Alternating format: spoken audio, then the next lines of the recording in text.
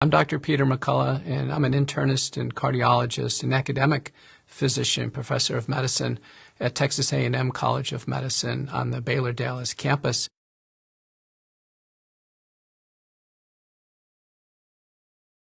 I think this whole pandemic from the beginning was about the vaccine.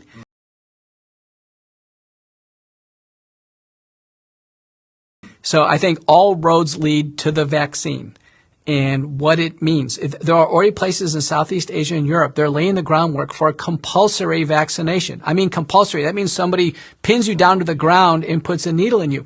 That's how bad stakeholders want vaccination.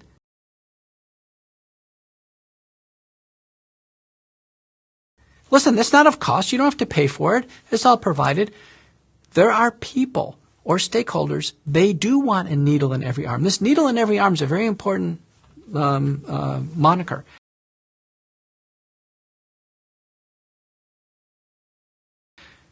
Why?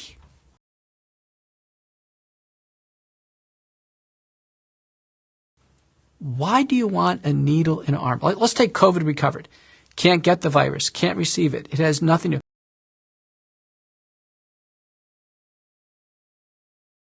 Why would they ever want a needle in the arm of a COVID recovered patient? Why? 3 studies show higher safety events.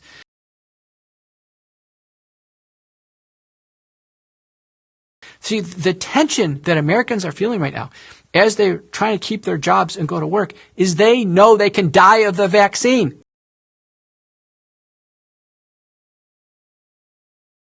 That's the problem. If the vaccine was like water and you just got it, no side effects, who wouldn't take it? Say, hey, I'll comply. They got my social security number anyway in a database. I'm already marked. I'll just get marked.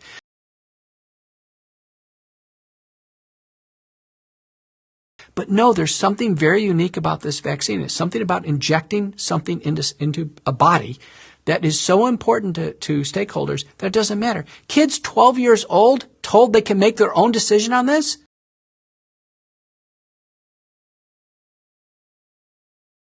And it could be their fatal decision?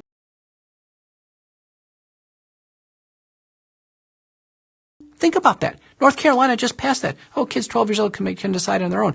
There are over 4,000 dead Americans. There's over 10,000 dead people in Europe that die on days 1, 2, and 3 after the vaccine.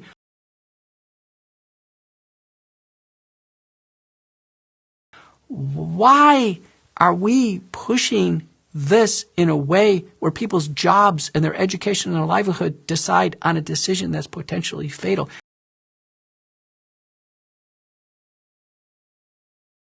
The tension, you can cut it with a knife.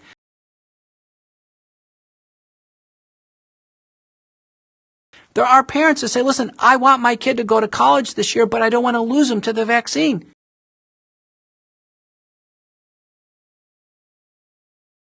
They know what's going on. The internet is full of these cases.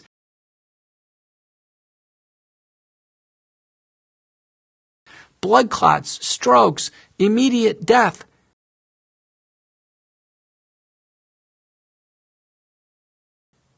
Now, I'm fortunate. I have not directly lost a patient to the vaccine.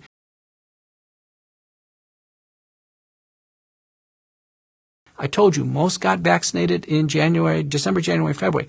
Based on the safety data now, I can no longer recommend it.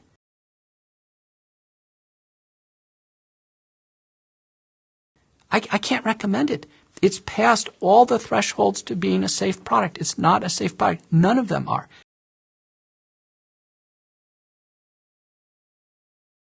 It's not just Johnson & Johnson. In fact, more of the safety events in the United States have occurred with Moderna and Pfizer. There are now papers written by prominent scientists calling for a worldwide halt in the program.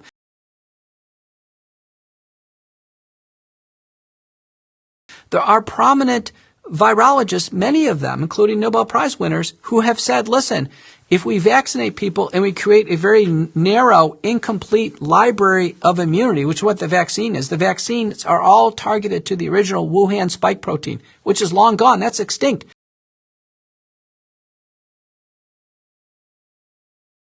Patients are getting vaccinated to something that doesn't even exist anymore.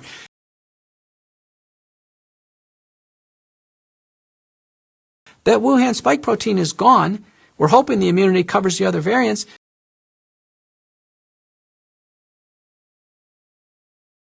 But that narrow immunity is a setup. It's just like giving everybody a narrow spectrum antibiotic. If you did that, what would happen? We'd grow up superbugs.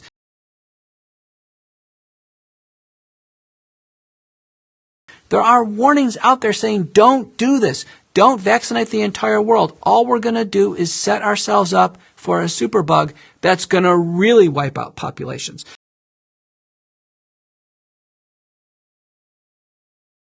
So for many reasons, the vaccine, indiscriminate vaccination, is a horrendous idea. It's a horrendous bioweapon that's been thrust onto the public.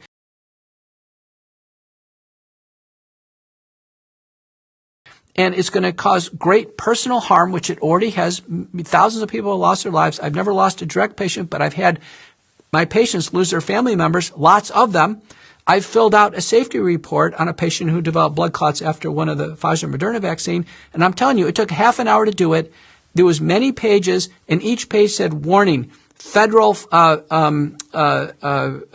offense, punishable by severe fines and penalties if I falsified a report.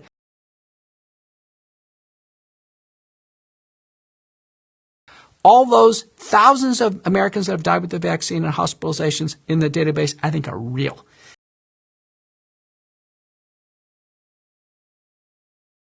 And they are far beyond anything we've ever seen. And as a doctor and as a public citizen, I am extraordinarily concerned about the vaccine. The vaccine center right down the street here is empty. I drive past it every day. Americans know. They're talking to each other. The vaccine's not safe. And now the effort is the vaccine stakeholders want kids without parental guidance, and now they want to be in the church. Americans and people worldwide should be extraordinarily alarmed.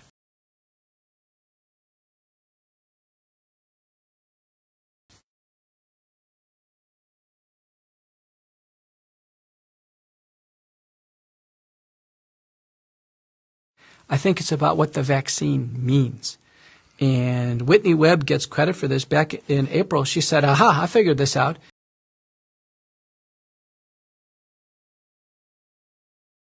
This is what globalists have been waiting for. They've been waiting for a way of marking people.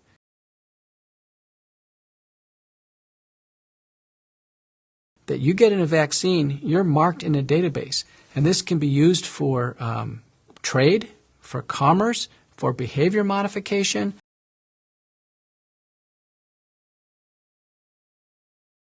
All different purposes. And you've seen it right here in Dallas. They've announced, you can't go to a Dallas Mavericks game unless you're vaccinated.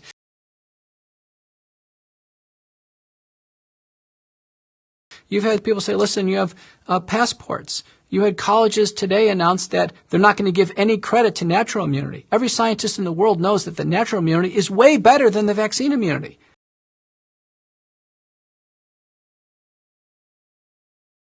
If it's about COVID, why don't we have COVID recovered go to the Mavericks games? Why don't we have COVID recovered people freely go to college?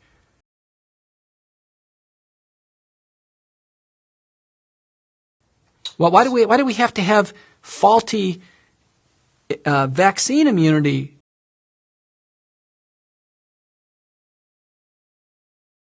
be the priority and have natural immunity not count? See,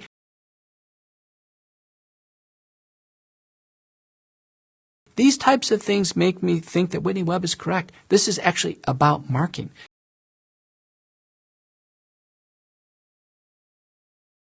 The vaccine is a way of marking people. It's a way of starting to assert efforts to create compliance, behavior control.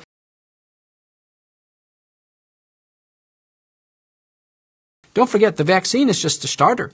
Now there's going to be updates. There's going to be boosters. They're already prepping people for this. There's going to be more.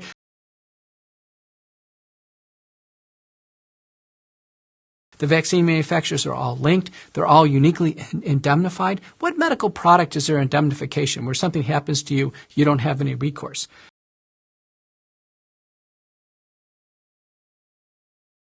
A woman gets vaccinated, a pregnant woman, she has no maternal fetal rights. Something happens to her or her baby, she's out of luck.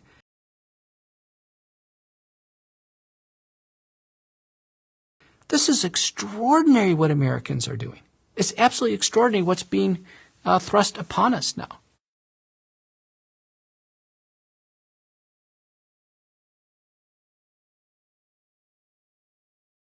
Well, the U.S. FDA regulatory guidance on vaccines, and there have been modern vaccines. You don't have to pick the old ones. I mean, we've had modern vaccines, shingles vaccines, hepatitis B, meningococcal vaccines, demand a minimum of 2 years of safety data.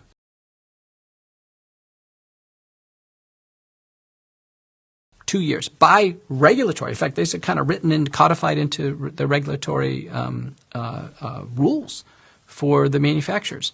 That was all thrown out and said 2 months. For COVID, 2 months. So 2 months of observational data.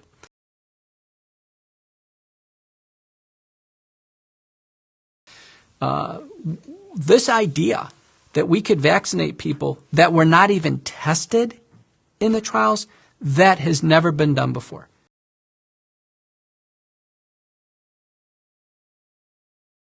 We have never just thrown a vaccine at somebody without having any data. None. So the very first pregnant woman that was vaccinated here in the United States, it was done with no knowledge of safety and no knowledge of efficacy.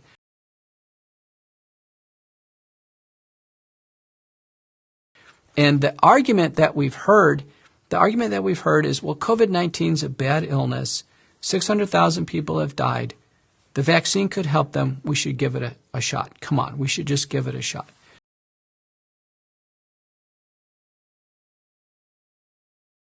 Well, that 600,000 died. I've already told you 85% of that was preventable with early treatment, which was actively suppressed and squashed.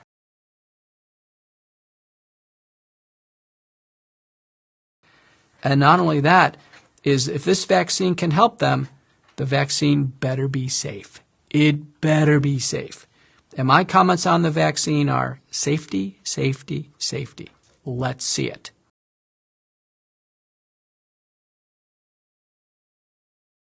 Let's see it. And Americans ought, just like the Americans should have been getting weekly updates on treatment innovations, Americans should have been getting weekly updates on vaccine safety.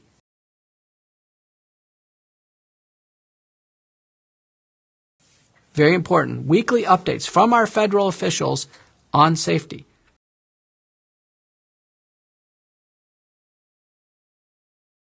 Super important. Those two things are probably the two largest acts of malfeasance in all of medical regulatory history. It will go down in history of malfeasance, wrongdoing by those of authority.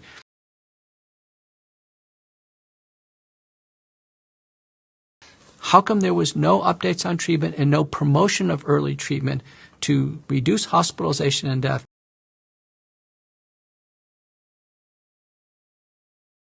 And now when we release the vaccine, why are there no safety updates? Why are there no attempts for risk mitigation?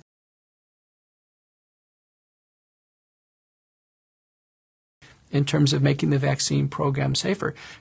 How do we have all these vaccines? How do we know that we can vaccinate pregnant women?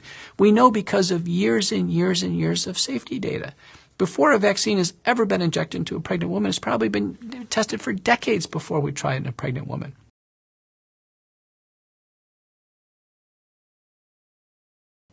We would never, out of the box, take a brand new technology that's never been tested before, ever,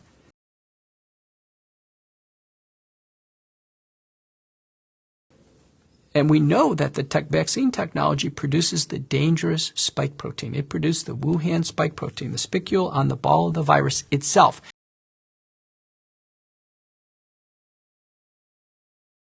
Which damages blood vessels and causes blood clotting, and all of them do.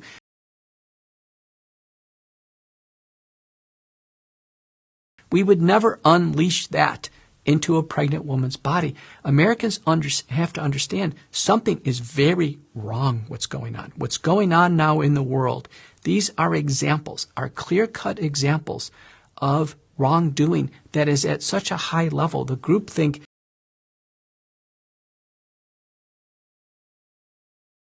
is in the wrong direction in such a consistent and overwhelming way that people are being harmed in an extraordinary fashion.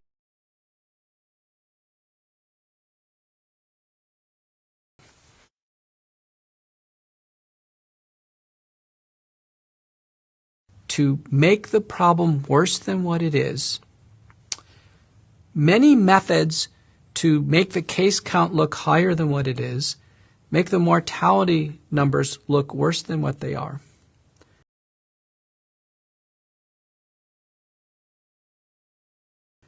Many methods to create the reaction out of proportion to the reality, so lockdowns, fears, economic suffering, what have you.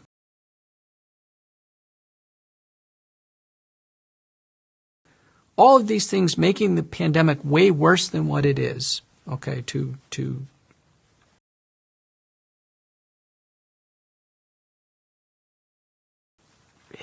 have that occur.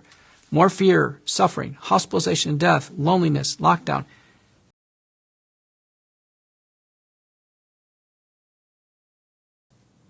In order to promote mass vaccination.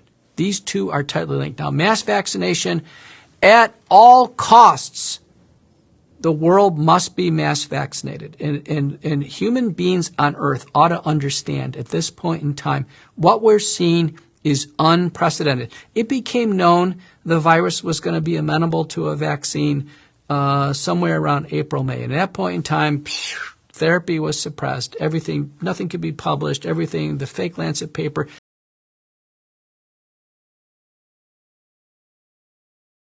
Squash treatment and then prepare the population for vaccination.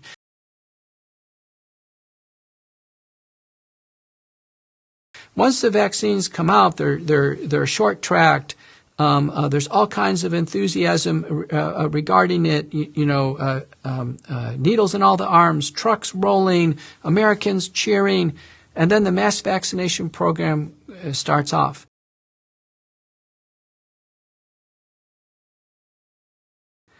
And then before we know it, we're vaccinating pregnant women. Why are we doing that? That can't be safe.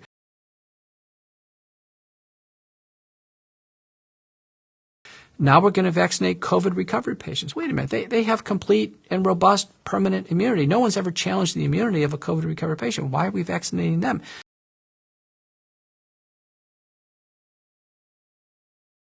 And then it keeps going and going. At first we vaccinated high-risk people. I didn't really understand vaccinating young healthcare workers because they weren't at risk. There were never any hospital outbreaks in the United States.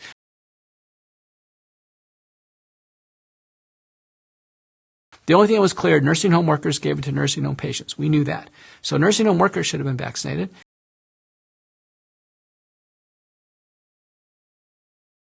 And then maybe high-risk people, and we should call it a day. I always estimated maybe 20 million people need to be vaccinated.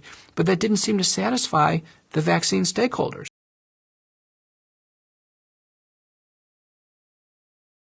which are Pfizer, Moderna, J&J, AstraZeneca, and any others that come forward, the CDC, the FDA, and the NIH, and the White House.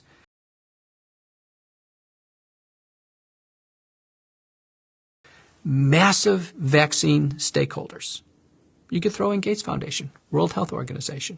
You could throw those in as well.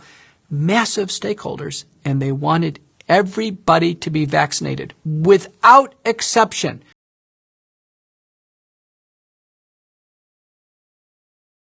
No one will escape the needle. We've actually never had this before. And the vaccine process is extraordinary. There's a consent form. It says this is investigational. We don't know if it's going to work.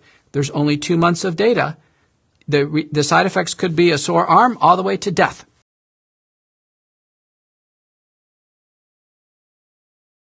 And we don't know. Sign here. We need your identifying information. We need a barcode on the vial. We need you identified, and now you're in a database. You're vaccinated. And so this mass vaccination is extraordinarily concerning. We never vaccinate into the middle of a pandemic. Never. We've never had an effective vaccine for a respiratory virus, including influenza. It's only modestly effective.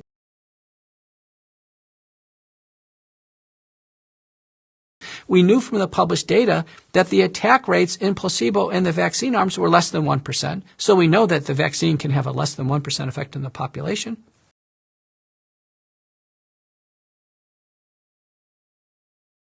Why would it be any different than the clinical trials?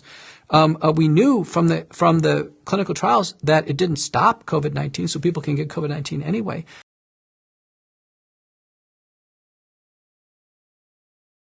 What would be this incredible drive to vaccinate everybody? And now, oh my lord, now the vaccine within a few months has been completely weaponized.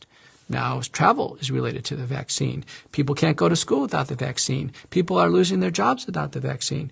Believe me, there is something very, very potent in this vaccine. It should be disturbing to everybody. The word vaccine ought to be the most disturbing word that they have seen. Now we have 12-year-old children who are told they can decide on their own whether or not they could take a vaccine. So, about 70% of my patients are vaccinated. I'm very pro-vaccine. I've taken all the vaccines myself, about 70%, and they were all vaccinated in December, January, and February. But as we sit here today in May, we have over 4,000 vaccine-related deaths and over 10,000 hospitalizations. The limit to shut down a program is about 25 to 50 deaths. Swine flu, 1976, 25 deaths, they shut down the program. It's not safe. All the vaccines in the United States per year, what ambulantly gets reported in the database is about 200. And we're talking about vaccinating probably 500 million injections. Here in the United States, at 100 million people vaccinated, this is far and away the most lethal, toxic, biologic agent ever injected into a human body in American history, and it's going strong.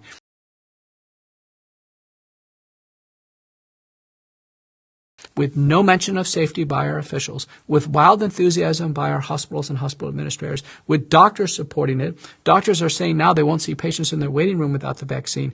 This problem, COVID-19, was actually from the very beginning. That's what Whitney Webb said. She goes, COVID-19 is actually about the vaccine. It's not about the virus. It's about the vaccine.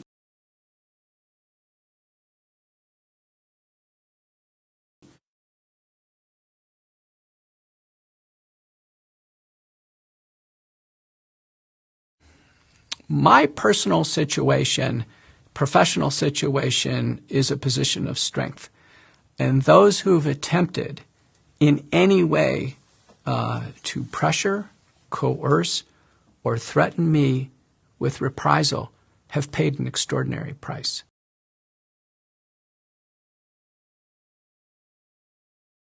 And I think that's an important message to get out there.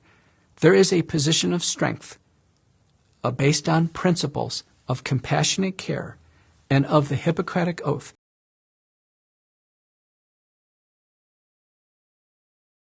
And of the fiduciary relationship that a doctor has to a patient and a prominent doctor has to a population that supersedes all of those other ill intents. And what I say is, bring them on.